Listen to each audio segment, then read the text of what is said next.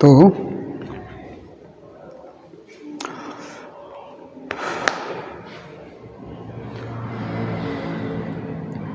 आज का सबसे जो ज्वलंत मुद्दा है वो आप आए दिन पेपर में देखते होंगे कि बहुत सारे विद्यार्थी जाके यूक्रेन में फंस गए हैं और यूक्रेन में फंस के और वहाँ से रेस्क्यू किया जा रहा है भारत सरकार द्वारा। तो आपको बैकग्राउंड में दिख रहा होगा कुछ डॉक्टर लोगों का फोटो, आप पिक्चर से देख सकते हैं। बैकग्राउंड में डॉक्टर का पिक्चर देख सकते हैं। मैंने क्यों ये पिक्चर लगाया है उसके बारे में आज विस्तार से मैं बताने जा रहा हूं। जब भी आप देखिए पूरी दुनिया में कोई भी ऐसा व्यक्ति नहीं होगा, एक्सेप्शनल कहो तो छोड़ दिया जाए, तो हर व्यक्ति कभी ना कभी उसको डॉक्टर के पास जाना पड़ता है। और डॉक्टर के पास क्यों जाता है? तो इलाज के लिए, अपना ट्रीटमेंट कराने के लिए।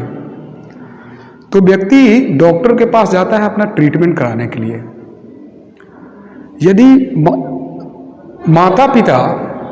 कोई भी माता पिता जब डॉक्टर को देखते हैं तो उनमें ये श्रद्धा जरूर होती है कि काश मेरा भी लड़का या मेरी भी लड़की डॉक्टर होती या होता।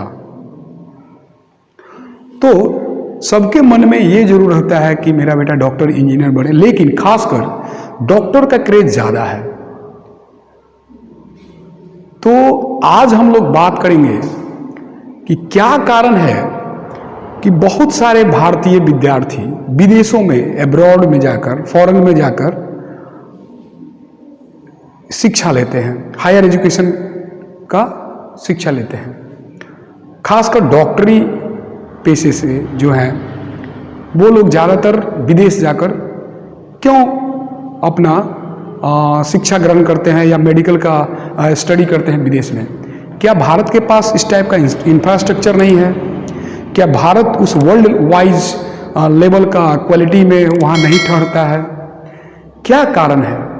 आज इन सभी बातों के बारे में हम लोग जानेंगे और जानेंगे कि किस प्रकार से यदि कोई डॉक्टर बनना चाहता है तो उसके लिए क्या क्या क्वालिफिकेशन चाहिए, ये सभी बातों के बारे में हम लोग आज जानेंगे। क्योंकि एक कॉमन मैन के मन में हमेशा ये रहता है कि ये डॉक्टर जो होते हैं वो किस प्रकार से, मतलब डॉक्टरी की पढ़ाई करते हैं, कितना खर्च आता है, इसका मिनिमम क्वालिफिकेशन क्या है, इसका एडमिशन कैसे हो सकता है, कौन सा एग्ज़ाम देकर आदमी डॉक्टर बनता है। आज इन सभी बातों के बारे में हम लोग जानकारी लेंगे। तो मैं इन सभी बातों के लिए आपको विस्तृत जानकारी हम लोग देंगे। नमस्कार, मैं पंकज कुमार सिंह आप लोगों के लिए आज खासकर ये मेडिकल से संबंधित मैंने विषय उठाया है, क्योंकि अभी सबके मन में ये जरूर चल रहा होगा कि जो यूक्रेन में हो रहा है वहाँ पर बहुत सारे भारतीय विद्यार्थी फंसे हुए हैं, जिनको भारत सरकार की प्राथमिकता है कि उन लोगों को किसी तरह से रेस्क्यू करके और भारत में लाया जाए। तो आइए इसके बारे में हम लोग विस्तार से समझते हैं। सबसे पहले समझेंगे कि क्या कारण है जो हर एक साल कम से कम 20 से 25 हज़ार विद्यार्थी स्पेशली मेडिकल क्षेत्र में विदेश की तरफ रुख करते हैं और वहाँ जाते हैं पढ़ने के लिए। तो सबसे पहला जो कारण है वो हमने बताया कि यदि ये क्वेश्चन किया जाए कि विदेश क्यों यहाँ के विद्यार्थी विदेश जाके मेडिकल की पढ़ाई करते हैं, तो क्वेश्चन उठेगा, 2-4 क्वेश्चन उठ सकता है कि क्या भारत में उस टाइप का इंफ्रास्ट्रक्चर नहीं है मेडिकल सेक्टर में, क्या उस टाइप का कॉलेज नहीं है, क्या यहाँ की जो पढ़ाई है उतनी अच्छी नहीं है, या बहुत सारे क्वेश्चन हो सकते हैं। लेकिन आप सोच नहीं सकते हैं कि मेडिकल का जो पढ़ाई है भारत में और जो इसका एंट्रेंस है वो वर्ल्ड का सबसे टॉपेस्ट एंट्रेंस है। बहुत ही कठिन एंट्रेंस होता है यहाँ का, जो कि नीट, जिस परीक्षा का नाम है नीट। ये जो एग्ज़ाम होता है उस परीक्षा, जैसे आप बैंक देते हैं एसएससी, इस टाइप का नाम सुने होंगे, उसी प्रकार से ये नीट है। नीट इसका नाम है, नीट नीट क्वालिफाई करके भारत में, मैं भारत की बात कर रहा हूँ, भारत में नीट क्वालिफाई करके और कोई भी कैंडिडेट जो डॉक्टर बनना चाहता है वो अपना मेडिकल कॉलेज में एडमिशन ले सकता है, पहली बात। दूसरी बात आप गौर किए होंगे, मैंने कहा कि यहाँ का जो एंट्रेंस है, मेडिकल एंट्रेंस, वो बहुत ही टफ होता है। अब मैंने ऐसा क्यों कहा, देखिए पूरे भारत में आपको लगभग 83,000 समथिंग MBBS का पोस्ट है, 83,000 समथिंग MBBS का पोस्ट है। और पिछले साल का यदि रिकॉर्ड देखा जाए तो लगभग 15 लाख स्टूडेंट्स नीट की परीक्षा में अपीयर हुए थे। 15 लाख स्टूडेंट्स नीट की परीक्षा में अपीयर हुए थे, लेकिन सीट तो मात्र लगभग 83-84,000 के करीब में है MBBS के लिए। टोटल कुछ और सेक्टर का मिला लिया तो 90,000 के करीब में, 90,000 और भी सेक्टर मिला जाए तो लगभग 1 लाख सीट के लिए 15 लाख लड़के बैठते हैं और 15 लाख लड़कों के बीच में स्पर्धा होती है नीट का परीक्षा निकालने का। अब मैं बार बार जो नीट कह रहा हूं, नीट, अब नीट का अर्थ क्या होता है, नीट का फुल फॉर्म क्या होता है? तो नीट का फुल फॉर्म होता है, नीट जो लिखा जाता है NEET, नीट। तो नीट का फुल फॉर्म होता है national eligibility cum entrance test, national eligibility cum entrance test, NEET, NEET एक शॉर्ट नाम है जो इस एग्ज़ाम का नाम है, जो मेडिकल का एग्ज़ाम देते हैं, जो एंट्रेंस के रूप में होता है, जिसके बाद उनका एडमिशन हो पाता है। लेकिन यदि आप 1 लाख लड़का यदि निकल भी जाते हैं, एंट्रेंस पास कर जाते हैं, लगभग MBBS का हमने बताया कि 83,000 समथिंग सीट है MBBS का, लेकिन यदि नीट का एग्ज़ाम निकाल भी लेते हैं तो 50% केवल गवर्नमेंट कॉलेज है। गवर्नमेंट कॉलेज 50% इसमें सीट जो है वो गवर्नमेंट कॉलेज के पास है और 50% सीट प्राइवेट कॉलेज के पास है। उनमें भी NIR का सीट है जो विदेश से आते हैं।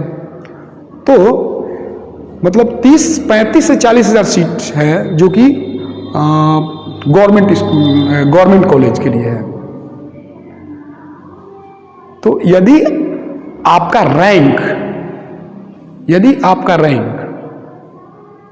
1,000 से ऊपर आता है, यदि रैंक आपका 1,000 ऊपर का मतलब 1,000 के अंदर 999, 800, 500, 400 इस टाइप से आता है, तो आपका एडमिशन, आप सोच सकते हैं कि गवर्नमेंट कॉलेज में आपका एडमिशन हो जाएगा।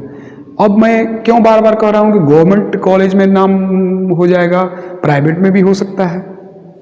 तो इसमें मेन कारण है कि गवर्नमेंट कॉलेज में यदि आपका होता है नाम लिखाता है तो आपको कम फीस देना पड़ेगा। गवर्नमेंट कॉलेज में आपको कम फीस देना पड़ेगा, अप्रॉक्स 10 से 15 लाख में आपका, उससे भी कम हो सकता है, कॉलेज पे है, 10 से 15 लाख में आप मेडिकल कर सकते हैं। लेकिन यदि आपका गवर्नमेंट कॉलेज में नहीं होता है, यानी 1,000 रैंक से आप ऊपर जाते हैं, तो चांसेस कम होते जाते हैं गवर्नमेंट स्कूल के लिए, गवर्नमेंट कॉलेज के लिए जिसमें एडमिशन हो सके। तो सेक्टर कौन बच जाता है? Private sector. प्राइवेट सेक्टर में भी जो गवर्नमेंट का कोटा है उसमें यदि एडमिशन हो जाती है तब भी आपको 25 से 30 लाख रुपए के करीब में खर्चा आ जाता है। और यदि उसमें भी नहीं हुआ और मैनेजमेंट में जाते हैं, यानी कि जो फुल्ली प्राइवेट है और उस सीट में अगर आपकी एडमिशन होती है, तो उस स्थिति में आप सोच नहीं सकते हैं कि कितना पैसा लगाना पड़ता है आपको मेडिकल करने के लिए। केवल ट्यूशन फी जो है वो 40 से 45 लाख रुपया हो जाता है, केवल ट्यूशन फी। आपका केवल ट्यूशन फी 40 से 45 लाख रुपया हो जाता है मेडिकल करने के लिए। और यदि पूरा कॉलेज खर्च, हॉस्टल खर्च जोड़ दिया जाए तो लगभग 1 करोड़ के करीब में 60 से 80 लाख रुपया हो जाता है। किसी किसी कॉलेज में 1-1 करोड़ रुपया का खर्च बैठ जाता है। तो पहला कारण है कि यहाँ जो मेडिकल करते हैं उनमें 2 बाधाएं हैं।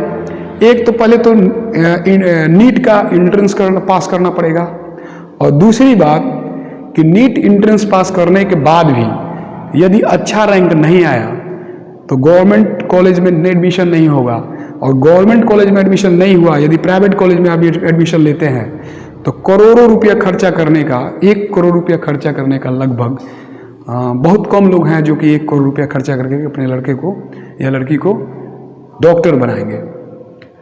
तो मेन एक तो कारण ये है कि पैसा यहाँ ज़्यादा लगता है, और मेन बाधा है एंट्रेंस पास करना, जो कि अब सोचिए कि 15 लाख लड़के बैठते हैं और लगभग 83 से 88,000 के करीब में सीट है, तो 14 लाख लड़के तो फेल कर गए, असफल हो गए, और जो सफल हुए उनके लिए भी बहुत सारी बाधाएं हैं। तो मेन कारण यह है, इसलिए लड़के या लड़कियां या जो भी विद्यार्थी हैं, मेडिकल सेक्टर के जो विद्यार्थी हैं, वो ज़्यादातर रुख करते हैं विदेश की तरफ। अब विदेशों में कुछ ऐसे देश हैं जो कि बहुत कम खर्च में मेडिकल कराते हैं, और वहाँ सबसे बड़ी बात है, ध्यान दीजिएगा, कि वहाँ कोई नीट जैसा एंट्रेंस नहीं है। वहाँ नीट जैसा कोई एंट्रेंस नहीं है, वहाँ एंट्रेंस नहीं देना पड़ता है। उसमें जो पॉपुलर देश है उसमें चाइना, रूस, यूक्रेन, हर साल लगभग यूक्रेन में 6,000 से ऊपर विद्यार्थी भारत से जाते हैं मेडिकल करने के लिए। और यूक्रेन है, कजाकिस्तान है, बहुत से ऐसा देश है, पोलैंड है, ये सब देश हैं जो कि बहुत पॉपुलर मेडिकल के सेक्टर के लिए। जर्मनी है, ये मेडिकल के सेक्टर के लिए बहुत ही किफ़ायती और अच्छे मतलब देश हैं, जो कि जहाँ पर 25 से 30 लाख रुपया खर्चा करके विदाउट एंट्रेंस दिए आप वहाँ मेडिकल कर सकते हैं। तो एक कारण आप ये समझ सकते हैं कि बिना एंट्रेंस दिए कम खर्च में और मेडिकल वहाँ हो जाती है। और क्या वो कागज़ वाला जो फॉर्म फिल करना होता है, कुछ जो भी डॉक्यूमेंट्स रिक्वायरमेंट जो होता है, वो आप डॉक्यूमेंट्स फुलफिल कीजिए, उसके बाद आपका सिलेक्शन होने के बाद वीज़ा आएगा, और इसके बाद आप वहाँ जा सकते हैं। तो ये बहुत बड़ी कारण है इसके पीछे कि आज जो यूक्रेन में आप देख रहे हैं युद्ध चल रही है, युद्ध में बहुत सारे विद्यार्थी फंसे हुए हैं, और वहाँ इसी कारण है कि ज़्यादातर वहाँ मेडिकल के छात्र हैं। मेडिकल का वहाँ 20 कॉलेज, मेडिकल का 20 कॉलेज हैं, जो कि सोचिए इतना मतलब छोटा पॉपुलेशन वाला देश, और लगभग 4 करोड़ वहाँ का पॉपुलेशन है, वहाँ 20 मेडिकल कॉलेज हैं, और सब में का इंफ्रास्ट्रक्चर A1 का है, फैसिलिटी A1 का है, पढ़ाई भी A1 का है। तो इसलिए रुख करते हैं ज़्यादातर वहाँ पर। अब थोड़ा सा हम लोग विस्तार से बात करेंगे। हम जब डॉक्टर के बारे में बात करते हैं तो MBBS का नाम आप लोग सुनते हैं, बहुत बार सब लोग कहता है MBBS MBBS MBBS।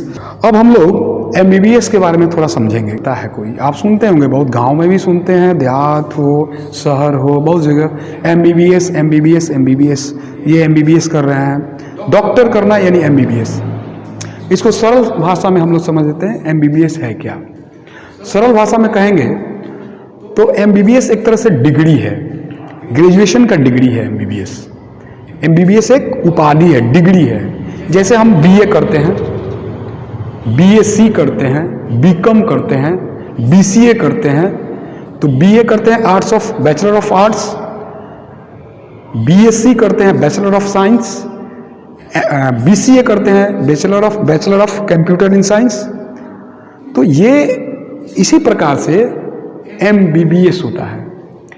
अब MBBS के लिए जो अर्हता होती है, देखिए अब MBBS जो एग्ज़ाम होता है, MBBS के लिए आपको जो मेडिकल का एग्ज़ाम होता है, उसमें मेडिकल के लिए इसमें सीट जो है, देखिए सीट आप देख सकते हैं 83,075 MBBS के लिए सीट है और उसमें 15 लाख उम्मीदवारों के बीच प्रतिस्पर्धा होती है प्रवेश के लिए। और इस परीक्षा को NMC द्वारा लिया जाता है। इस परीक्षा को NMC द्वारा मान्यता प्राप्त हर साल राष्ट्रीय चिकित्सा आयोग NMC द्वारा मान्यता प्राप्त सिर्फ 83,075 MBBS सीटों के लिए लगभग 15 लाख में स्पर्धा होती है। तो आइए हम लोग MBBS के बारे में डिटेल जानते हैं कि MBBS क्या होता है, इसके लिए एडमिशन के लिए आपको क्या क्या करना पड़ता है और आपका मिनिमम क्वालिफिकेशन क्या होना चाहिए, इसके बारे में जानते हैं। तो MBBS का कोर्स है, देखिए ये MBBS एक कोर्स का नाम है।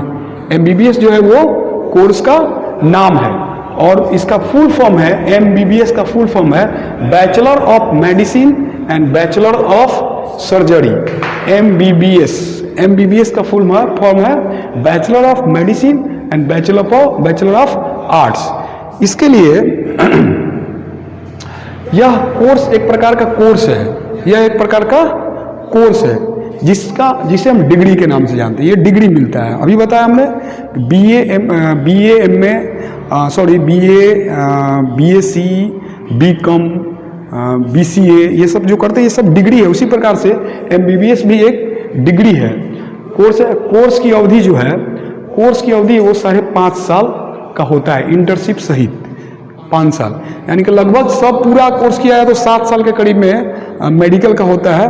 लेकिन कोर्स की अवधि 5.5 साल होती है और इंटर्नशिप जो होता है वो साल भर का इंटर्नशिप होता है। उसके बाद पत्रता का जो है, इसमें पत्रता जो है किसी मान्यता प्राप्त बोर्ड से कम 50% अंकों के साथ बारहवीं उत्तीर्ण होना चाहिए। आप यदि जैसे इंटर करते हैं, 11th 12th करते हैं ना, तो अगर बहुत सारे बोर्ड का नाम अलग अलग होता है, जैसे इंटर बहुत जगह बोला जाता है, बहुत जगह 11th 12th कहा जाता है। तो उसमें क्या है कि आपको 50% अंकों के साथ आपको 12th करना पड़ेगा, लेकिन विषय में आपको फिजिक्स, केमिस्ट्री और बायो होना चाहिए। मेन जो विषय आपका है उसमें फिजिक्स, केमिस्ट्री और बायो होना चाहिए। जैसे फिजिक्स, केमिस्ट्री और बायो होना चाहिए। इसमें देखिए इसका जो न्यूनतम आयु है इसका जो न्यूनतम आयु है 17 साल। इसका जो न्यूनतम आयु है 17 साल।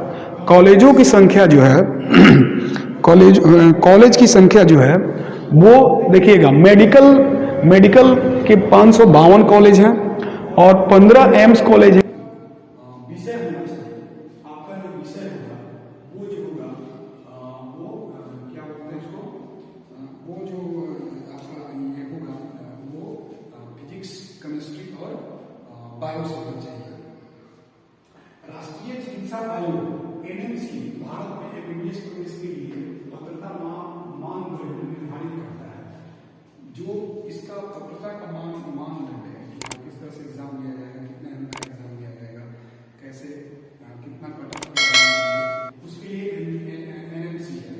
NMC जो कि नेशनल मेडिकल काउंसिल है, राष्ट्रीय चिकित्सा आयोग नेशनल मेडिकल काउंसिल है जो कि इसका निर्धारण करता है कि किस प्रकार से इसका योग्यता क्या होना चाहिए, किस विद्यार्थी को इसमें एग्जाम में बैठना है।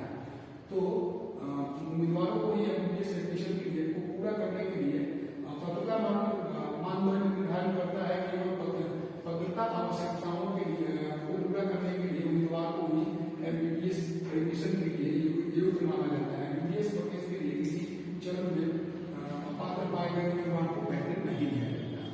तो ये है कि मतलब जो इस एग्जाम को हेल्ड करवाता है, मतलब जिसके देख रेख में जो नियम कानून जिसको कहते हैं बनाता है मेडिकल के सेक्टर के लिए, उसको NMC बोलते हैं, राष्ट्रीय चिकित्सा आयोग, यानी कि नेशनल मेडिकल काउंसिल इसको कहते हैं।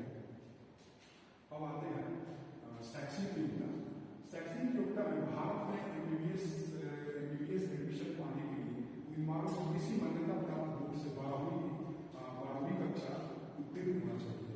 उसको 12वीं यानी कि 10+2 या कहें तो इंटर पास होना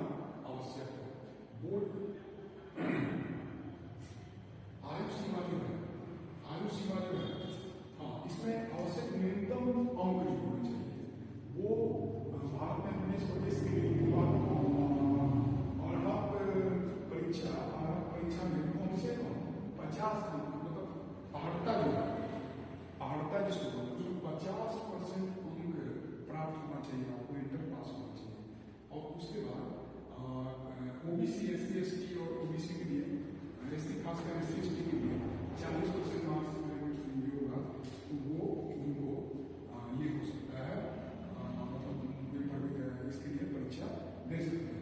आयु की जो सीमा है पहले बताया वो 17 वर्ष।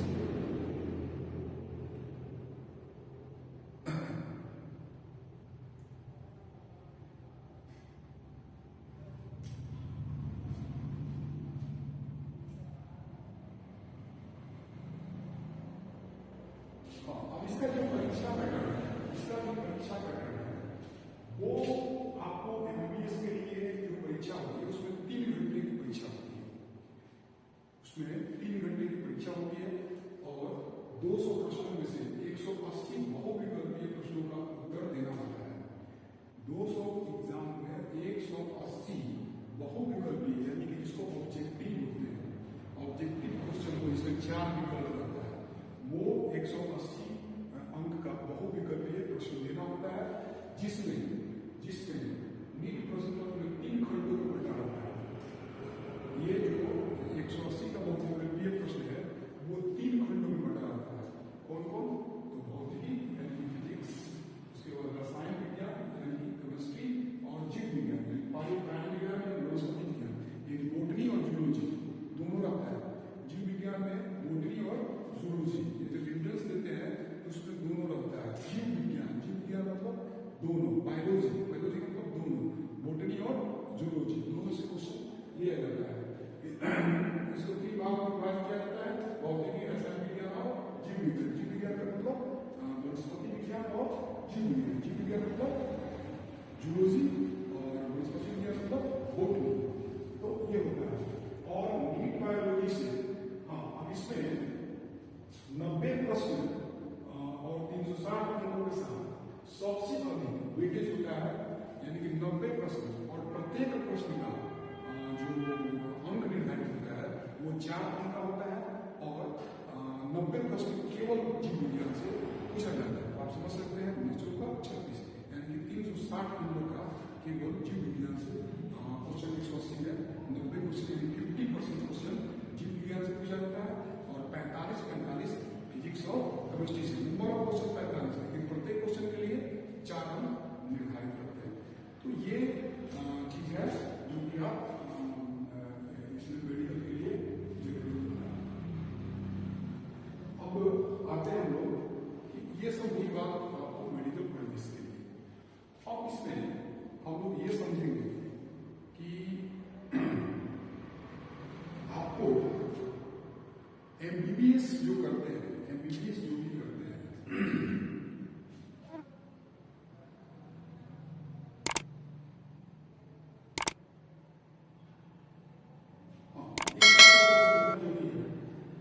कि नीट तो एग्जाम होती है जिसको नीट क्वालिफाई करना पड़ता है। नीट एग्जाम को आपको एनडीए एजेंसी है, एनडीए जिसको बोलते हैं national testing agency, NDA national testing agency, जो कि ये परीक्षा फेल कराती है यानी कि कंडक्ट कराती है और इस नीट परीक्षा को कंडक्ट कराती है। नीट परीक्षा को national ability cum entrance test को कंडक्ट कराती है कौन? तो एनडीए, इसको बोलते हैं नेशनल टेस्टिंग एजेंसी, जो इस परीक्षा को कंडक्ट करती है। अब ये तो भी आपको इसकी बात एमबीबीएस करने की बात।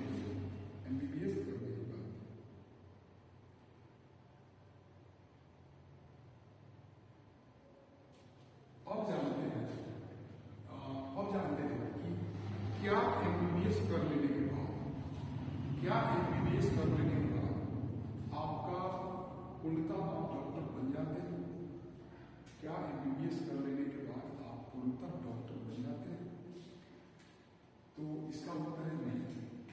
देखिए, जैसे आप ग्रेजुएशन के बाद एमए या एमएससी करते हैं या एमसीए करते हैं, उसी प्रकार से मेडिकल सेक्टर में भी आप केवल एमबीबीएस कर लीजिए तो आप एक पेशेंट को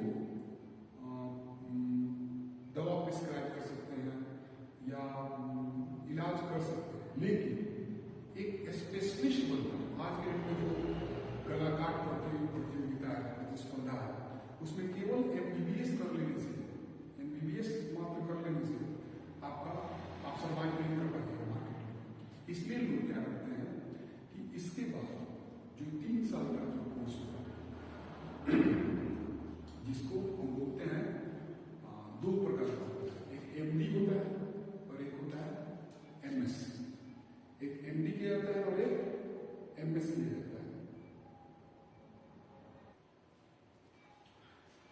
एक एमडी करता है आदमी और एक एमएस करता है। तो एमडी और एमएस करना पड़ता है। इसके बाद एमडी या एमएस कौन कर सकता है? जो एमबीबीएस कर लिया है वो एमडी या एमएस कर सकता है। अब एमडी का फुल फॉर्म क्या होता है? एमडी का फुल फॉर्म होता है master degree in medicine, master degree in medicine, sorry MD का फुल फॉर्म होता है डॉक्टर ऑफ मेडिसिन। एमडी का फुल फॉर्म होता है डॉक्टर ऑफ मेडिसिन और एमएस का फुल फॉर्म होता है मास्टर ऑफ सर्जरी। एमएस का फुल फॉर्म होता है मास्टर ऑफ सर्जरी। एमएस का फुल फॉर्म होता है मास्टर ऑफ सर्जरी। तो ये होता है एमएस का फुल फॉर्म। एमएस का फुल फॉर्म होता है मास्टर ऑफ सर्जरी और एमडी का फुल फॉर्म होता है डॉक्टर ऑफ मेडिसिन। ये दोनों स्नातकोत्तर का ये पढ़ाई है, यानी कि डिग्री स्नातक करने के बाद जो पढ़ाई की जाती है वो मेडिकल सेक्टर में एमडी और एमएस है। अब एमडी का क्या वर्क है और एमएस का क्या वर्क है? एमडी यानी कि डॉक्टर ऑफ मेडिसिन, यानी आप हमेशा सुनते होंगे कि फिजिशियन और सर्जन, फिजिशियन और सर्जन। तो सर्जन क्या करता है? सर्जन ऑपरेशन, ज्यादातर ऑपरेशन वाला काम जो होता है वो सर्जन का काम होता है। जो एमएस करता है यानी कि मास्टर ऑफ सर्जरी होता है। जो एमडी करता है वो एमएस जो करता है वो मास्टर ऑफ सर्जरी होता है और जो एमडी करता है वो डॉक्टर ऑफ मेडिसिन होता है। तो एमएस के लिए, एमएस जो सर्जरी है, मास्टर ऑफ सर्जरी है, वो थोड़ा सा टफ पड़ता है एमडी से, लेकिन फिर भी अपना अपना पैसा जिसका जिस क्षेत्र में अच्छा लगे। तो जो एमडी करेगा वो फिजिशियन बनेगा, यानी कि जो भी आपका बिना ऑपरेशन का जितना बीमारी को उसका देख रेख होता है ना, तो वो सब एमडी करते हैं। जितना सर्जन वाला काम होता है, चीर फाड़ ये सब, वो सर्जरी वाला काम एमएस करते हैं। दोनों फर्क ये है कि एमएस का जो एमएस करता है वो एमडी का कार्य कर सकता है, यानी कि सर्जन जो सर्जन होता है वो फिजिशियन का काम कर सकता है। लेकिन जो फिजिशियन है वो स्पेशलिस्ट होते हैं। जो एमडी कर लेते हैं, एमएस कर लेते हैं, वो स्पेशलिस्ट होते हैं। अब जिस क्षेत्र के हो, जिस बहुत सारे क्षेत्र है मेडिकल में, उस क्षेत्र के ये लोग स्पेशलिस्ट होते हैं। तो जो एमएस करते हैं यानी कि मास्टर ऑफ सर्जरी करते हैं, वो एमडी भी कर सकते हैं, एमडी यानी कि फिजिशियन का कार्य कर सकते हैं। लेकिन जो फिजिशियन है वो एमएस का कार्य कर सकते हैं। ये बात ध्यान देने वाली बात है। तो ये चीज है, आपको एक मोटा मोटी मेडिकल बहुत बड़ा सेक्टर है, इसमें आपको जितना डीप जाइएगा उतना आपको जानना कम है। और इस डिग्री के भी आगे बहुत सारी डिग्रियां हैं, तो आपको पढ़ाई का कोई अंत नहीं है। जितना ज्ञान लीजिए उतना बेटर है।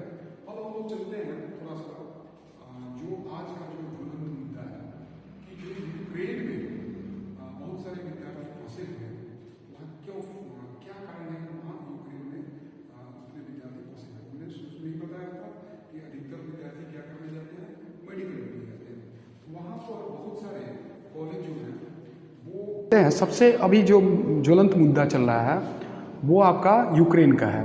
यूक्रेन के में बहुत सारे विद्यार्थी फंसे हुए हैं जिनको वहाँ से मतलब लाया जा रहा है भारत सरकार के द्वारा। तो वहाँ क्या कारण है कि हजारों विद्यार्थी यूक्रेन जाते हैं मेडिकल कोर्स करने के लिए? तो देखिए, यूक्रेन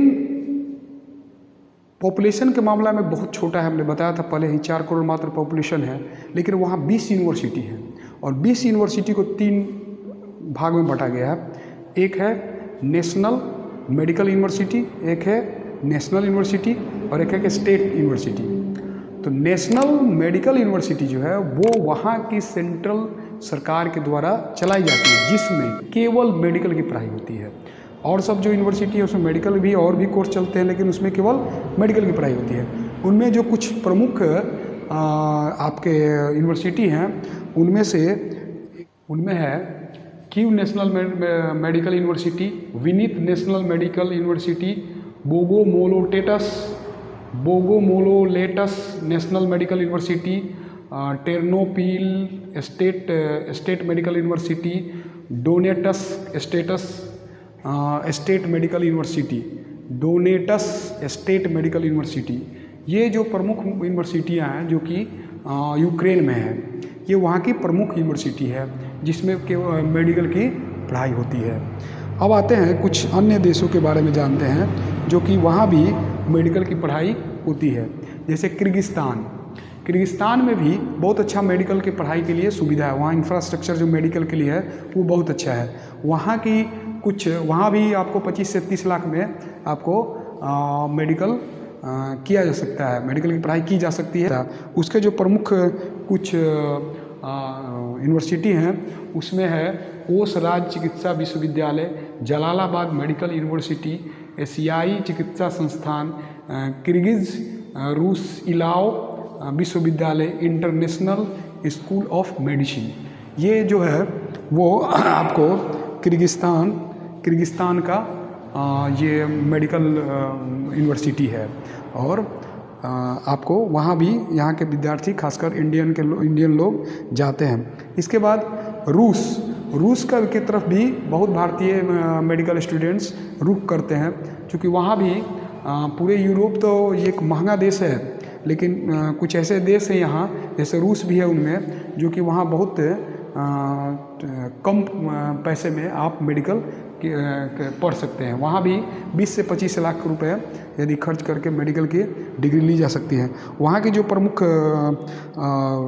विश्वविद्यालय हैं उनमें है साइबेरियाई राज्य चिकित्सा विश्वविद्यालय, Ryazan medical university, Ryazan, Mordovia state university और आपका कुबन स्टेट मेडिकल यूनिवर्सिटी, उत्तरी राज्य विश्वविद्यालय। ये सब जो हैं वो आपके मतलब कुछ इम्पोर्टेंट ये है। फिलीपींस भी है जिसमें आपको वहाँ भी बहुत सस्ते में आप मेडिकल कर सकते हैं पढ़ाई, लगभग 15 लाख से 20 लाख के करीब में खर्चा करके फिलीपींस में भी आप पढ़ाई मेडिकल की कर सकते हैं, या जो यहाँ से विद्यार्थी जाते हैं वो वहाँ करते हैं। यहाँ पर मेडिकल की पढ़ाई अमेरिकन पद्धति पर चलती है। यहाँ पूरी पढ़ाई को 2 भागों में बांटा गया है। पहला भाग जो होता है वो होता है BS। पहला भाग BS प्रोग्राम होता है जो 1 साल का होता है। उसके बाद अपीयर नामक परीक्षा में अपीयर होना पड़ता है, जिसके बाद MD कोर्स करना होता है जो 4 साल का होता है। फिलीपींस में 5 साल का खर्च भारतीय रुपए के अनुसार 15 लाख तक पड़ता है। इसमें कुछ यूनिवर्सिटी हैं जिसमें AMA school of medicine, Lyceum, north western university और इस टाइप के बहुत सारे यूनिवर्सिटी मिलते हैं जो कि वहाँ पर किया जा सकता है। तो फिलीपींस में ये सब हैं। जर्मनी भी बहुत अच्छा मेडिकल के लिए ये है, 25 से 30 लाख खर्च करके वहाँ भी मेडिकल की पढ़ाई की जा सकती है। उसमें ये यूनिवर्सिटी है जिसमें हैम्बर्ग यूनिवर्सिटी, लुबेक यूनिवर्सिटी, की university of Berlin, Heidelberg university और बुर्जबर्ग यूनिवर्सिटी, ये सब यूनिवर्सिटी हैं जो कि जर्मनी के प्रमुख यूनिवर्सिटी हैं। तो मैं आशा करता हूँ कि आपको समझ गए होंगे कि क्या कारण है कि यहाँ के विद्यार्थी विदेशों में मेडिकल की पढ़ाई करने जाते हैं। तो इसी के साथ हम इसे समाप्त करते हैं और मैं आशा करता हूँ कि आप इसे संतुष्ट हुए होंगे। और आपसे आग्रह है कि यदि मेरा यह वीडियो अच्छा लगे तो आप प्लीज़ इसको सब्सक्राइब कीजिए, शेयर कीजिए, लाइक कीजिए और बेल आइकन को दबाइए, ताकि जब भी मैं इस टाइप का वीडियो लाऊं तो आपके पास पहुंच सके। तो इसी के साथ मैं इसे अब समाप्त करता हूं और फिर इस प्रकार का कोई वीडियो यदि होता है तो मैं आपके सामने समक्ष लाऊंगा। तो नमस्कार।